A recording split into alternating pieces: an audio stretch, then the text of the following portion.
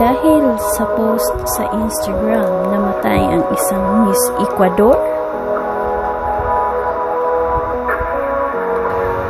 Siya si Miss Blandy Paraga. Nag-post lang siya sa kanyang Instagram at yun, natunton siya sa mga kilo. Dadalo lang sana siya sa isang kasal at nag-post ng location habang kumakain.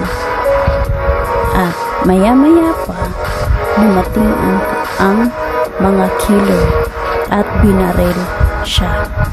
Ayan yung video sa pagbaril sa kanya. At isa sa mga itinuturo reason sa pagpatay ay ang pakikipagrelasyon niya sa isang drug lord.